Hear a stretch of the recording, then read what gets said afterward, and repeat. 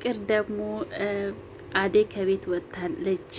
በቃ ዴቪን የራሴን አደርገዋለሁ ብላ አበባን ጓዝጉዛ ወይን ገዝታ እሱ አሳፈራት። የሚገርም ነገር ነው። እሷ አዴ ስለራቀችው ብቻ ዴቪን የራሷን የምታደርገው መስላት ነበረ። እንደገና ደግሞ ዘለቀ ፍቅርን አገታት። ውድና ቤተሰቦቼ ደህና ናቸው ወይ? ሰላማቸው ብስላልኝ እግዚአብሔር ይመስገን። እንደዚህ ቻናል አዲስ የሆናችሁ ሰብስክራይብ እያደረጋችሁ ቤተሰቡ ነው። ሰራተኛ አደይ ክፍል 33 ተለቋል። ገብታችሁ እዩ።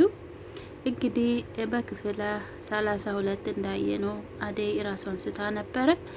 ንጉስና ዘለቀ ግን ይሄን ምክንያት አድርጎ ወደ ራሳቸው ቤት ወስዶ ነበረ።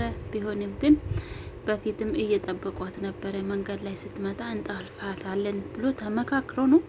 ይሄ ግን የዘለቀ ሀሳብ ነው። ዘለቀ እንግዲህ አደይን ያደረገ ነገር ከባድ ነገር ነው። በገንዘብ ተገዝቶ አደይን አሳልፎ ለፍቅር ሰጣት። ፍቅርም ደግሞ የኔ ስም እንዳይጠፋ እኔ ደግሞ ብር ሰጣለሁ አለች። እሱ ደግሞ ዘለቀ በብር አይደረደርምና አደይን ግን አሳልፎ ሰጣት። አብሮ ያደጉ አብሮ የበሉ እንደው እንዴት ይሆናል ሰው እንደዚህ? የሚገርም ነገር ነው። እኔ ግን ከዘለቀ እየተማርኩ ነገር ቢሆን ሰው ማለት በገንዘብ የሚለወጥ ገንዘብ ከሰው ያስበለጠ ነውና በጣም ከባድ ነገር ነው። ለዛ ነው ሁሉም ሰው ጀርባ ሰጥቶታል።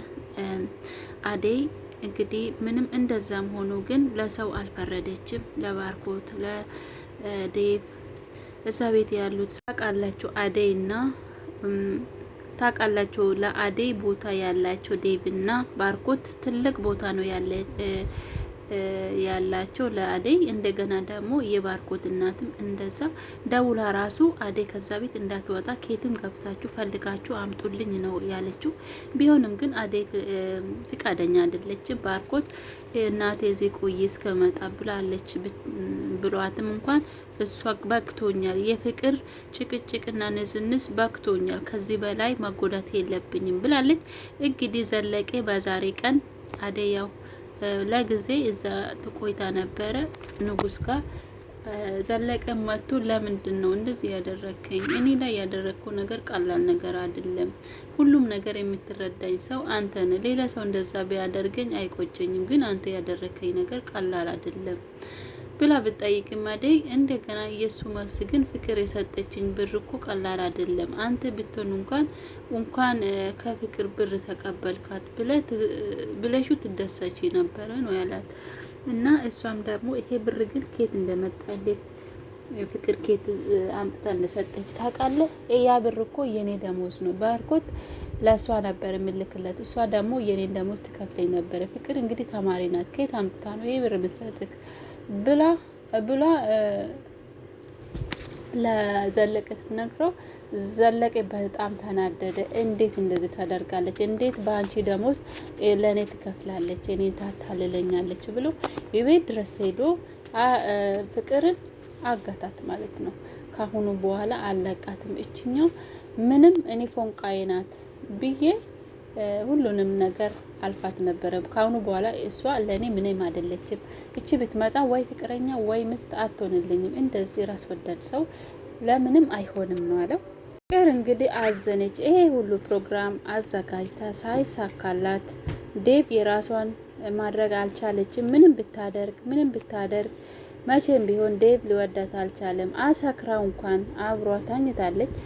ቢሆንም ግን ዴቭ ለሷ ቦታ ልሳጣት ወይ ሊያትም አልቻለም።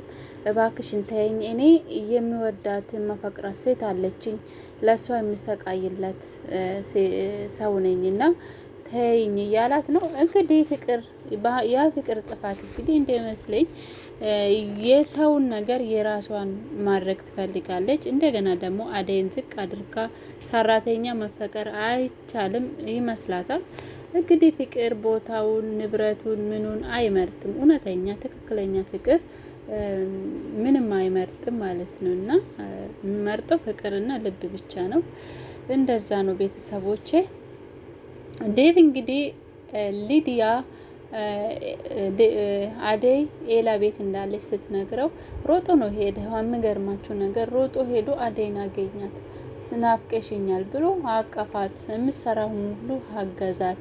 ኤላ ራሱ ተገረመው። በቃ አንድ ላይ እንደዚህ ቆይቶ ሲያወሩ እኔን ራሱ ረሳችሁኝ እኮ እያለ በቃ ደስ የሚል ነገር ነው። ኤላም ጠየቃት አደይን። አደይ ሳይሽ ተግባርሽና የተባልሽው ነገር ምንም አይገናኝም። ለምንድን ዝም የምትይ? ያላደረግሽው ነገር አላደረኩም ብለሽ መናገር አለብሽ። ዝም ካልሽ ጥሩ አይመጣም። ለአንቺ የሚቆም ወይንም እንትን የሚል ሰው የለም ነው ያለ። እውነቱ ነው። ባለፈው አሁን ባርኮትና ዴቭ ፈረዱበት።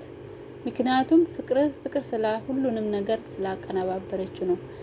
እና እንደዚህ ብላ እንኳን ማውራት አልቻለችም። ዝም ብቻ ለምለም ባትኖር ጭራሹንም በቃ አደይ ሌባ ናት ብላ ተቀርታ ነበረ። ግን ለምለም ሁሉንም ነገር ለኤላ አስረዳችው።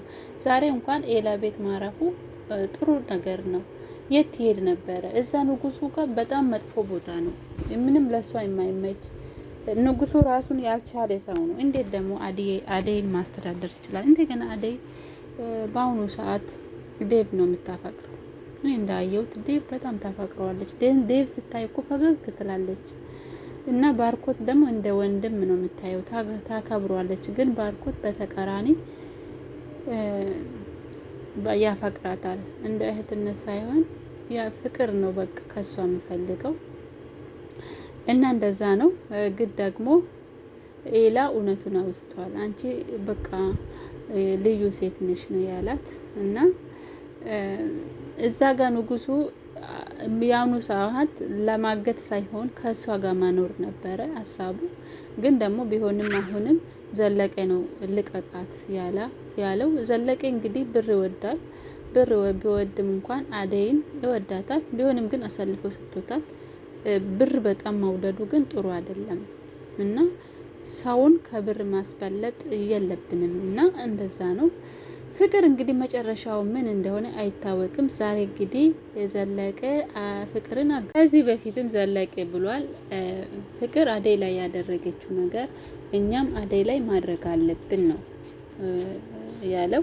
ይሄው አሁን ላይ ሊያደርጉ ነው ማለት ነው። ፍቅርን እንግዲህ ያ ቦታ ያ ንጉስ ቤት መውሰድ ማለት ሰው ስለምትጸይፍ አይታችኋል። ደግሞ የንጉስ ቤት ምን እንደሚመስል እዛ ቤት መኖር እንኳን ለፍቅር ይሄ ቅጣት ነው። እና እንግዲህ ፍቅር በአሁኑ ሰዓት ከባድ ሁኔታ ውስጥ ነው ያለችው።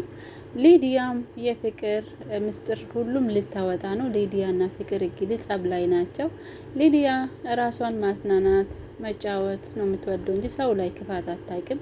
ፍቅር ግን በጣም በቃ ፍቅር ሰውን መጉዳት፣ ሰውን ማንቋሸሽ ብዙ ነገሮችን ነው እንትን ምለው።